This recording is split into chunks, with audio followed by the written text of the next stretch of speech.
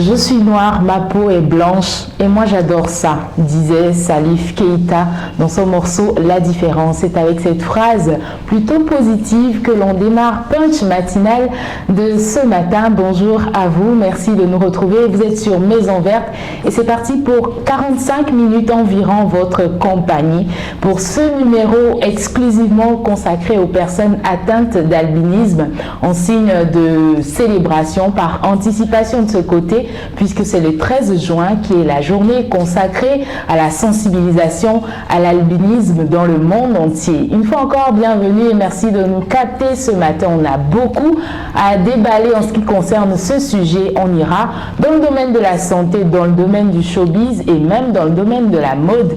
Et ce sera avec notre fidèle modeuse maison, Flora Niégué. Bonjour Flora. Oui, bonjour Blandine. Comment tu vas? Je vais bien, merci. Moi aussi je vais bien. Alors ce matin, on s'intéresse aux personnes atteintes d'albinisme et dans la mode, on va en parler aussi parce qu'elles sont partout, tout comme nous également. Il n'y a pas de différence. Alors, qu'est-ce que tu nous ramènes pour aujourd'hui? J'ai beaucoup de choses dans ma poche, comme d'habitude d'ailleurs. Toujours. Et je préfère dévoiler ça très prochainement en fait, c'est-à-dire dans les heures suivantes en fait. Ok, d'accord. En plus d'être modeuse, Maison, elle est également dame de suspense. Elle aime bien ça, comme vous pourrez le remarquer chaque matin. Alors en plateau, nous sommes maintenant en compagnie d'un invité. Lui, il est artiste de la chanson. Flaze, bonjour. Bonjour. Bienvenue. Merci. J'espère que vous êtes à l'aise. Ouais. Surtout soyez free, relax, parce qu'ici on est en famille, on est sur Maison Verte et tout se passe toujours bien. Ouais, je l'ai remarqué et je suis fier. Ok, d'accord. Merci de partager ce plateau avec nous. Et artiste de la chanson, on va s'intéresser à sa carrière et non seulement ça, en tant que personne atteinte d'albinisme, comment il vit ce showbiz-là, plus précisément dans le domaine du showbiz togolais, puisque c'est de là qu'il vient. On parlera également du côté santé d'albinisme, connaître un peu les mécanismes de cette maladie-là, comment prévenir le cancer de peau chez les personnes atteintes d'albinisme. Nous allons nous entretenir avec le professeur dermatologue Saka Bayaki dans quelques instants. Voilà pour le menu de Punch matinal de ce jour. Une fois encore, bienvenue à tous. Et on démarre, comme vous savez bien, avec la proposition de ce jour. Winnie Delis nous fait une très bonne proposition de jus de fruits.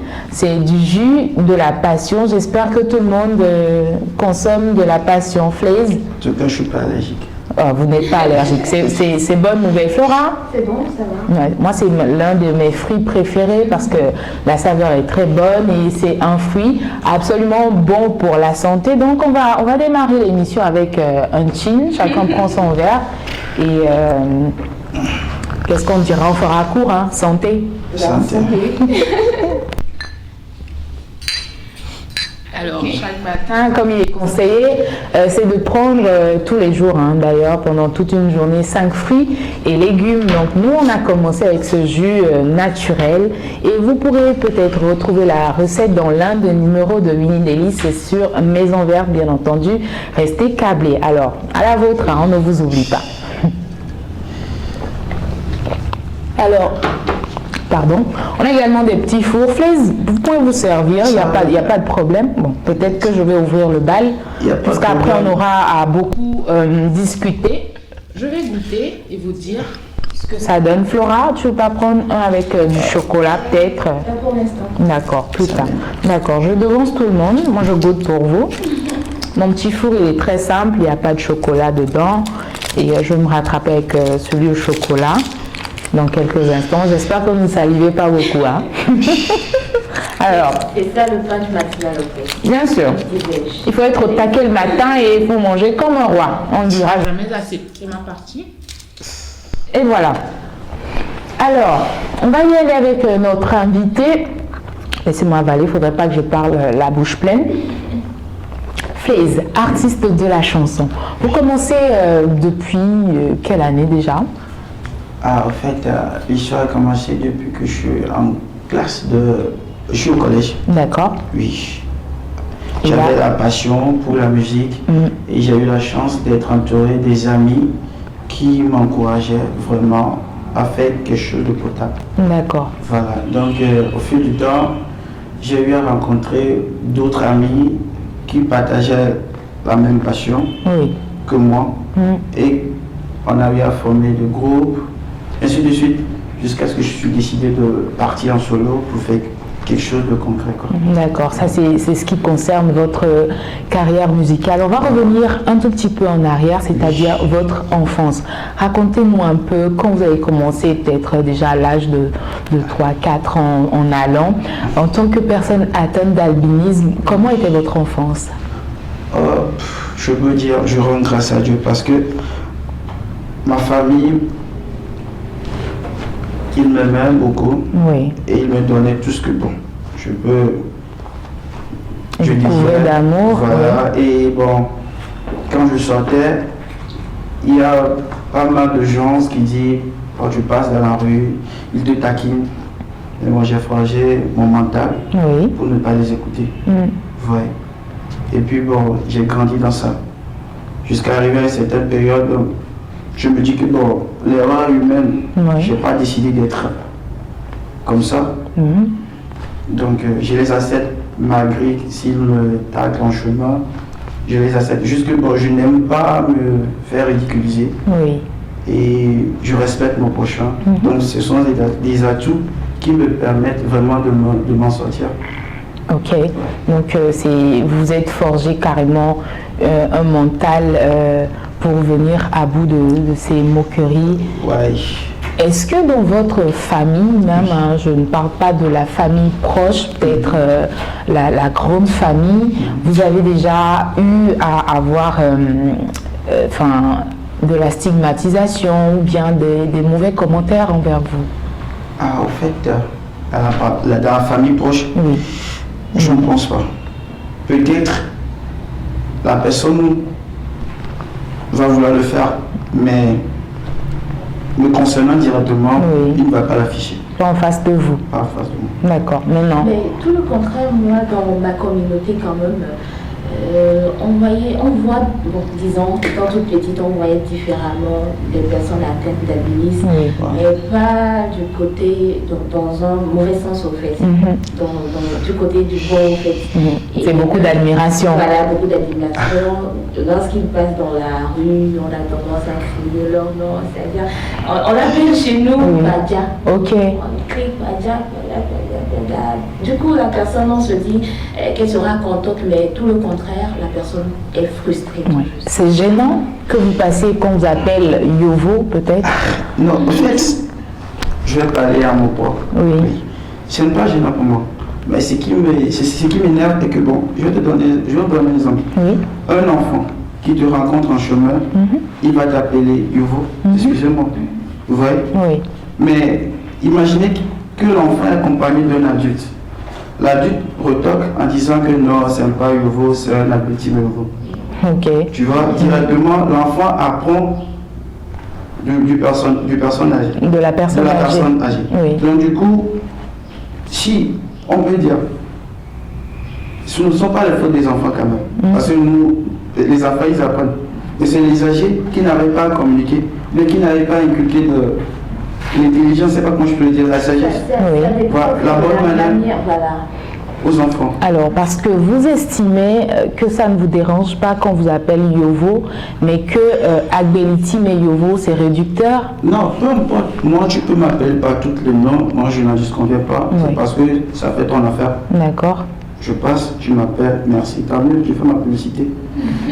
Alors, pour ceux qui nous suivent et qui ne comprennent pas forcément que veut dire Yovo, en dialecte Mina ou Ewe, ça veut dire blanc, tout simplement. Et Agbelitine et Yovo, c'est un terme qu'on utilise voilà, de façon vulgaire pour désigner les personnes atteintes d'albinisme. Donc, voilà, tout le monde est dans le concept maintenant. Vous, en tant que musicien, Flaze, comment est-ce qu'avec cette différence que je mets entre griffes, vous êtes arrivé à faire une place dans le showbiz? Tout d'abord, je peux dire, bon, c'est grâce à Dieu. Et après ça, c'est la détermination. Je crois en mon rêve, je crois en ma passion et je sais que je vais arriver. Donc du coup, si tu as tous ces atouts, je ne pense pas que bon, quelqu'un peut se lever d'un beau matin pour te dire que tu n'as pas ta place là. Il y a des gens de bonne foi qui essaient de t'encourager et qui te fait part de, à l'instar de Salif Keita par exemple. Oui. Bon, je peux prendre l'exemple sur lui. Si c'est que lui, s'il s'était couché sur son laurier, peut-être il ne sera pas une icône de la chanson aujourd'hui. Donc, si je vois tout ça, ça me donne envie de persévérer, de charbonner, quoi. D'accord. Alors, à l'heure actuelle, quelle est votre actualité côté musical? Bon, pour le moment, vous savez, tout d'abord c'est l'autoproduction. D'accord. Oui, et bon, ça peine à décoller. Mais bon, grâce à Dieu, je suis sur une production. Il y a une personne qui m'a dit que bon, il aime bien ce que je fais. D'accord. Et qu'il veut m'aider. Donc, nous sommes dans cette logique-là. D'accord. Donc, on espère que ce sera un partenariat de production et qui réussira beaucoup pour votre carrière. On aura droit à notre acapella avant de se séparer. Il n'y a pas de problème. D'accord. Ce sera dans quelques instants. Vous allez rester en notre compagnie. On vous retrouve où sur les réseaux sociaux? Peut-être un contact à laisser à nos téléspectateurs? Bon. Ceux qui veulent me suivre vraiment, bon, vous pouvez tout faire me suivre sur Flaze officiel. D'accord. Vous tapez Flaze officiel, Instagram, Facebook et YouTube. Vous pouvez toujours me joindre. Et pour le contact, le 92 06 05 38. 92 06 05 38. Et on a Flaze. Flaze ou Flaze? Faudrait que je dise bien. Flaze. Flaze, les deux passent. Ça passe. D'accord, il répond à tout. Super, bon, notre acapella, histoire de se séparer, se revoir très vite sur Maison Verte. Ok. D'accord. On s'est promis pour le meilleur et pour le pire. Et je te l'avais dit dans ma première chanson. Yeah. Tu m'as vendu du rêve, oui, je l'avoue. Et notre histoire n'a pas passé inaperçue. Nene Mounyabena, le Geola Wakuma, Lala, Yema Donou Yeme, Bébé.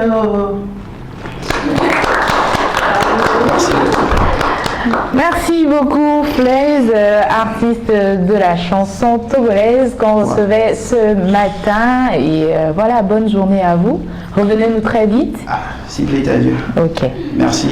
Allez, on vous retrouve dans quelques instants. Ce sera pour la suite dans Punch Matinal. À tout de suite.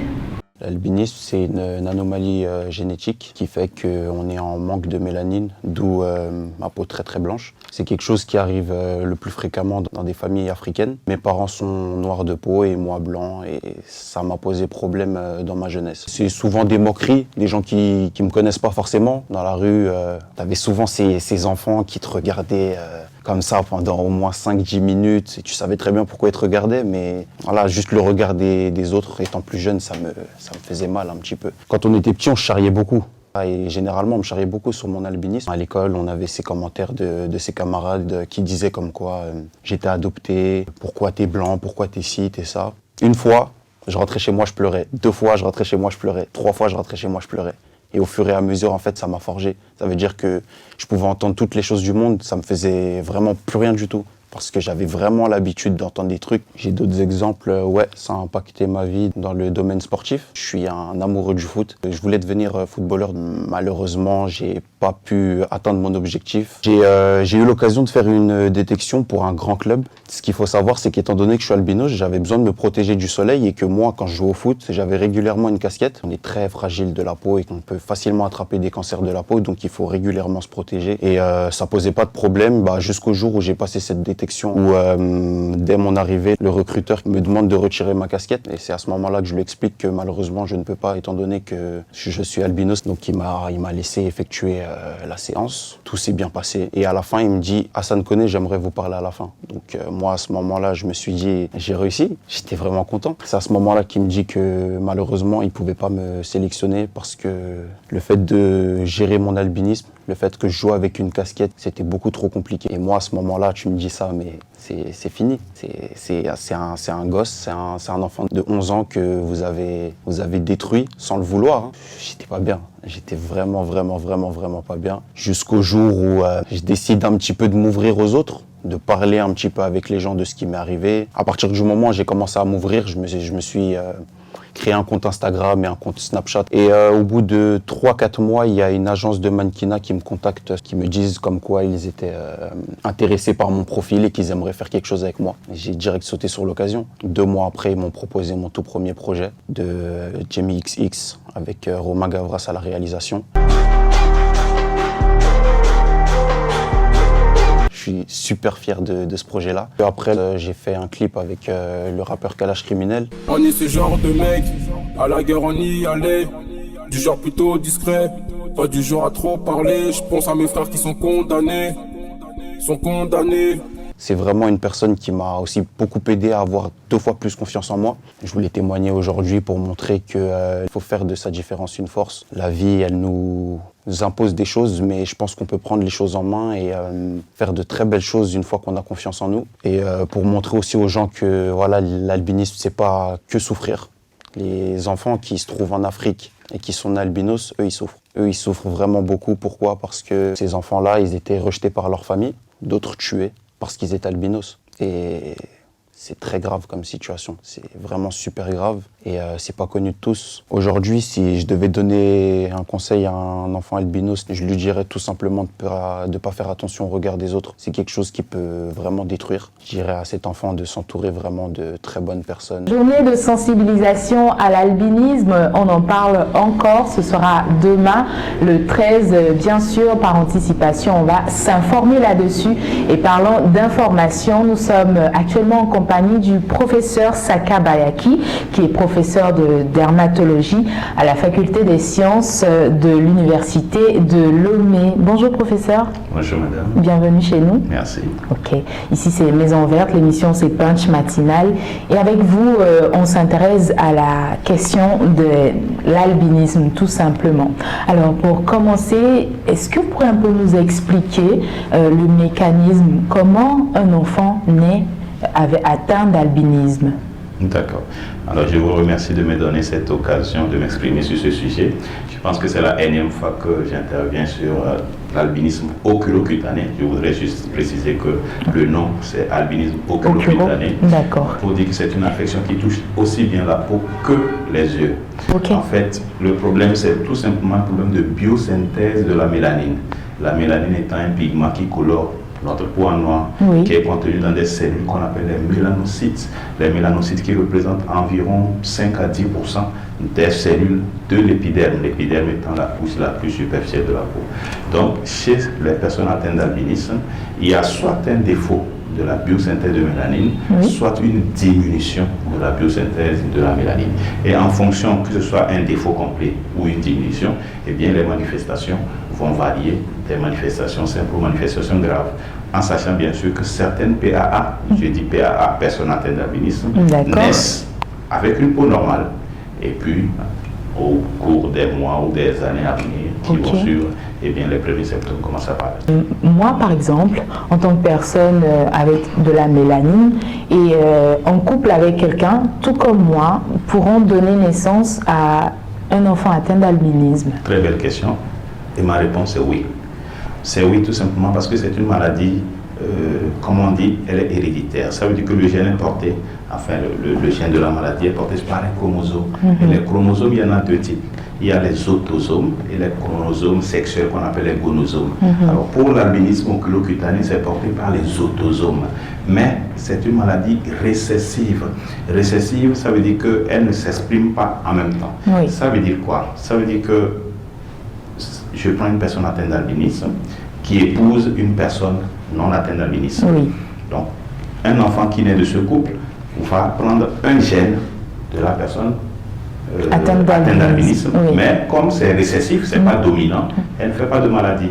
Okay. Maintenant, donc vous la voyez, elle a une peau normale comme vous et moi. Oui. Alors, de l'autre côté également, on peut avoir un couple comme ça, où il y a une personne atteinte d'albinisme qui épouse une personne non atteinte d'albinisme. Il y aura aussi un enfant qui va naître avec une peau normale, mais qui porte le gène. Oui. Maintenant, il se peut qu'il y ait un mariage entre deux enfants qui portent chacun le gène, mais qui n'expriment pas la maladie.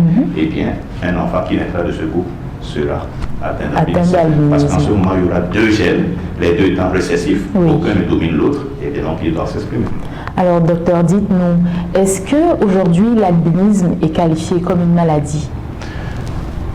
Non, justement, c'est pour ça qu'on dit qu'on évite d'utiliser le terme albinos. On dit personne atteinte d'albinisme. Donc on évite de qualifier ça comme une maladie, mais on dit que c'est une anomalie, un trouble héréditaire. D'accord. Et on entend dire sur différents plateaux, sur différentes émissions radio et télé, que ces personnes sont beaucoup plus exposées au cancer de la peau.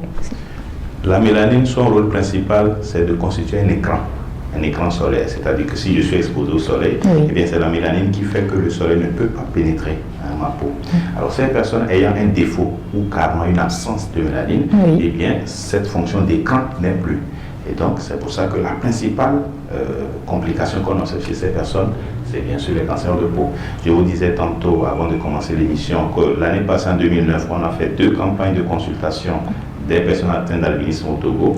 On a consulté en tout 294 PAA, et sur les 294, 280 avaient des lésions cutanées et 11,8% avaient des cancers cutanés. Vous voyez, c'est très élevé comme fréquence. D'ailleurs, je suis actuellement en train de diriger la thèse d'un étudiant en médecine dans 7e année. Il doit se tenir le 24 de ce mois, l'après-midi. Vous serez bien sûr invité, l'anato sera invité, et donc il va exposer les résultats de cette recherche. Donc oui, je réponds à votre question, la principale complication chez ces personnes, c'est les cancers de peau. D'accord. Est-il possible de déterminer cette anomalie-là depuis déjà pendant la grossesse? C'est possible, c'est ce qu'on appelle l'étude génétique. Ça se fait, mais au Togo, ça ne se fait pas. Et donc actuellement, nous sommes toujours en train de négocier avec la fondation Pierre Fabre, que je salue au passage, qui soutient cette association nationale des albinos du Togo, qui a financé un projet de 3 ans environ avec une grosse somme, je ne veux pas dire le chiffre ici, mais ça nous aide beaucoup à les prendre en charge. Mais nous sommes en train de vouloir négocier pour que s'il y a un autre projet qui doit venir, qu'on voit également leurs problèmes oculaires, ophtalmo, parce qu'ils ont vraiment des problèmes oculaires. C'est pour ça que dans les classes, on préfère mettre les enfants devant, sur les rangées de devant, parce qu'ils n'arrivent pas à voir de loin. Tout simplement parce qu'au niveau de la rétine, il n'y a pas aussi assez de mélanine. Et donc, le reflet passe facilement, ils n'arrivent pas à voir. Ce n'est pas parce qu'ils ne sont pas intelligents, mais parce qu'ils ont des problèmes de vue. Donc, on veut essayer de voir avec la Fondation si, en plus de la prise en charge dermatologique, on peut faire une prise en charge ophtalmologique et bien évidemment une prise en charge génétique où on fait des prélèvements, pourquoi pas les envoyer en France pour voir quels sont le type génétique qu'on voit le plus au Togo. Maintenant, parlant de dépistage plus précoce, c'est possible, mais on n'a pas encore les moyens pour ça. Au moins, faisons ce qu'on peut faire. Bien sûr. Alors, docteur, qu'est-ce qu'on peut dire à ces parents qui peut-être sont paniqués parce qu'à la naissance découvrent que leur enfant est atteint d'albinisme? Comment s'y prendre? Comment les protéger pour qu'ils soient des personnes épanouies au sein de la société? 2 choses principales. D'abord, qu'on évite de les stigmatiser ou de les discriminer, comme le disait tout à l'heure Fléch. Alors, il faut savoir que les gens les considèrent à tort comme des gens surnaturels, des gens pas normaux. Donc, qu'on évite de les stigmatiser, Et deuxième chose, que les parents sachent qu'ils doivent conseiller la photoprotection à leur enfant, c'est-à-dire qu'ils se protègent contre les rayons solaires. Okay. Et donc, ça veut dire qu'il faut porter des habits manches longues, il faut porter des pantalons, disons les habits couvrants, des lunettes solaires, des chapeaux à bord large, et bien évidemment, avec le soutien de la Fondation, l'association produit des crèmes écrans solaires qu'elle distribue gratuitement aux personnes atteintes d'albinisme. Il suffit que ces personnes s'approchent de l'association. Je pourrais à la fin vous donner le contact de cette association que vous pourrez mettre sur votre plateau. Et donc ça permettra à ces personnes ou à leurs parents de contacter l'association. Ils vont bénéficier des soins gratuitement. On leur donne les crèmes. Donc il faut utiliser les crèmes écrans solaires pour éviter la survenue des cancers cutanés. Mais le plus important, c'est une protection vestimentaire. Oui, protection vestimentaire, crème de protection également pour ces personnes atteintes d'albinisme et surtout pour les enfants qui ne se rendent pas encore compte forcément de leur affection, tout simplement. Merci beaucoup, professeur Saka. C'était un plaisir en votre compagnie. Merci. Tout coulait comme de l'eau de roche. Voilà. On a besoin des spécialistes comme vous pour nous entretenir sur plusieurs questions comme ça, histoire voilà, de savoir un peu plus. Et je suis sûre que les téléspectateurs de Maison Verte en redemandent de vous. On espère vous retrouver très vite. Si vous m'invitez, que mon programme le permet. D'accord. Ok. Super, merci beaucoup. On était en compagnie du professeur Saka Bayaki, professeur de dermatologie à la faculté des sciences de l'université de Lomé. On n'oublie pas de prendre le contact de la fondation pour aider peut-être ceux qui nous regardent s'il y a besoin. D'accord. Je vais vous le donner, mais je ne l'ai pas en tête. D'accord, ok. Voilà. On l'aura donc dans quelques instants. Ce sera tout pour ce matin. Merci d'être passé.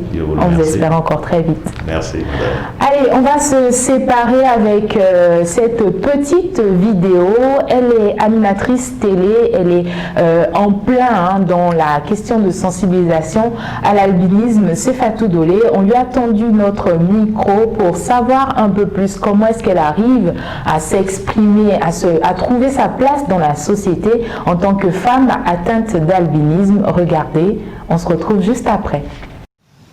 Oui, je me suis sentie stigmatisée à plusieurs reprises, mais beaucoup plus pendant mon enfance qu'à l'âge adulte. J'ai pu forger ma confiance en soi grâce au soutien de ma famille, de mes proches qui me donnaient assez de force de pouvoir faire face et surmonter les comportements et propos blessants de certaines personnes. Et c'est tout réussi. Voilà, donc merci beaucoup à Fatou Dolé pour d'avoir répondu à nos questions. Hein. Voilà, en tant que personne atteinte d'albinisme, elle s'assume plutôt bien et quoi qu'on dise, trouve sa place au sein de la société. Tout simplement, on est avec Flora actuellement, Flora Négué pour la chronique mode de ce matin. Et là, on parle aussi des personnes atteintes d'albinisme. Effectivement. Et aujourd'hui, on a tendu notre micro comme la précédente à Fabrice. Il est en Côte d'Ivoire pour savoir comment est-ce qu'il arrive à s'habiller. Oui. On suit et on revient. Mes vêtements, d'abord, j'aime ce qui est beau, j'aime bien m'habiller. Donc je prends le temps de réfléchir, qu'est-ce qui va aller, quel t-shirt prendre, quel pantalon prendre pour agencer les différentes couleurs, pour m'habiller, pour mon plaisir, voilà, m'habiller pour que ça soit beau quoi. Voilà, donc je prends un peu de temps, je réfléchis en fonction des différentes couleurs que je veux porter le jour. C'est comme ça que je fais. Je prends un peu de temps, je réfléchis pour voir les couleurs qui vont aller. Voilà. Ah non, pas avec l'objectif d'attirer le regard. Je m'habille pour me faire plaisir d'abord. Voilà. Maintenant, si les gens me regardent, c'est un plus. Sinon, je m'habille pour me faire plaisir d'abord. Voilà. Je sais que les gens me regardent dans la rue. Souvent même avec insistance, les gens me regardent avec insistance. Après, ça devient gênant. Ils ne se cachent pas pour me regarder. Après, ça devient gênant. Voilà. Je ne suis pas trop habitué au regard des gens. Je suis un gars, je suis discret, très discret même. Je suis conscient que mon habillement plaît autour de moi parce que il y a des amis même qui me prennent pour exemple. Voilà, donc souvent ils veulent sortir, ils me demandent, ils m'envoient des photos pour savoir qu'est-ce qu'ils portaient, comment agencer les couleurs, si ce qu'ils veulent porter est beau, tout ça. C'est que mon habillement plaît. c'est parce que mon habillement plaît qu'on me demande des conseils sur des vêtements. Voilà. Donc je sais que mon habillement plaît autour de moi. Je porte toutes les couleurs. Hein. Toutes les couleurs font ressortir mon teint. Voilà. Toutes les couleurs font ressortir mon teint. Il y a plusieurs couleurs qui font ressortir mon teint. Le blanc, le bleu, le rouge, le noir. Mais le noir, surtout le noir. Voilà. Surtout le noir. Mais sinon, toutes les couleurs font ressortir mon teint.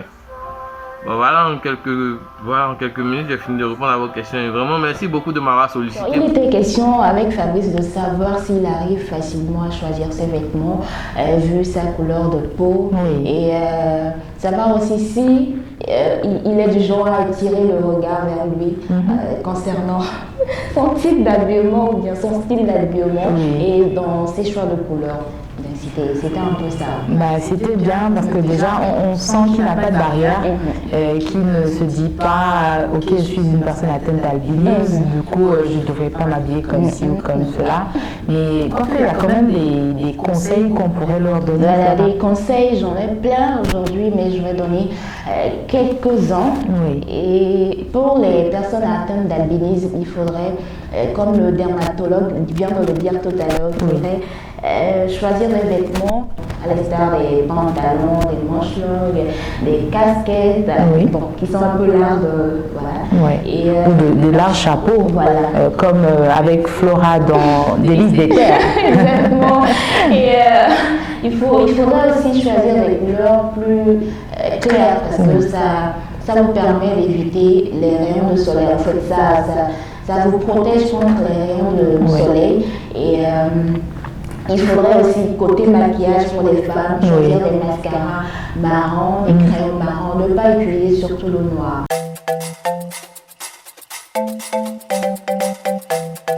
Voilà donc tout pour mode avec Flora Niguet ce matin. À la suite, dans Punch Matinal, on partage avec vous une vidéo du chanteur malien Salif Keita, toujours en cette journée, par anticipation bien sûr, de la sensibilisation à l'albinisme.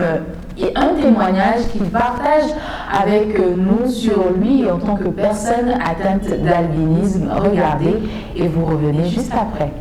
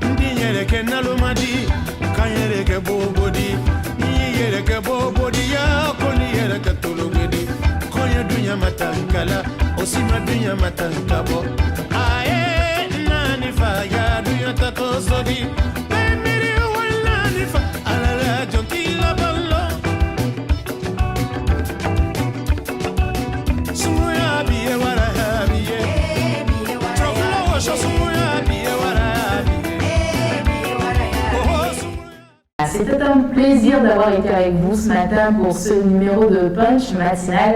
On va vous souhaiter un très bon week-end. Flora, bon week-end à toi. Merci à toi de même et bon week-end à notre chers téléspectateurs. Et surtout, prenez bien soin de vous. Au revoir. Il y avait que moi dans le village, donc j'ai senti ma différence très tôt. J'étais d'abord très discriminé à l'école. Il a fallu que je m'impose d'une façon un peu violente pour qu'on me respecte, pour qu'on m'accepte en tant que tel.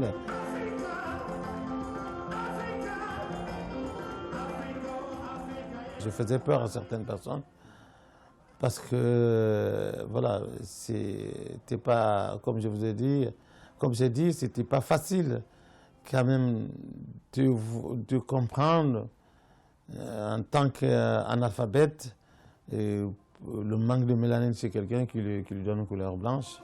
Voilà. Si j'aimerais bien changer quelque chose dans la vie des albinos, d'abord, c'est tout à fait l'information, que l'information rentre dans l'oreille de tout le monde, que l'albinisme soit un état compris, que les albinos ne soient pas victimes de la tradition. Parce que c'est pas difficile quand même de vivre dans ça. Il faut que les gens comprennent pourquoi on est albinos. Ça, c'est une information qui n'est pas facile à mettre dans l'oreille de tout le monde, surtout dans l'oreille des gens analphabètes. Parce qu'il faut s'instruire pour pouvoir comprendre ces choses. Il faut que les albinos soient contents d'être albinos. Il faut que les albinos acceptent d'être albinos. Parce que si on ne s'accepte pas, il n'est pas facile d'être accepté par d'autres personnes. Il faut être fier de ce qu'on est. Et se fréquenter, exposer souvent ces problèmes devant les autres pour que vous formez un bloc pour pouvoir lutter contre la discrimination.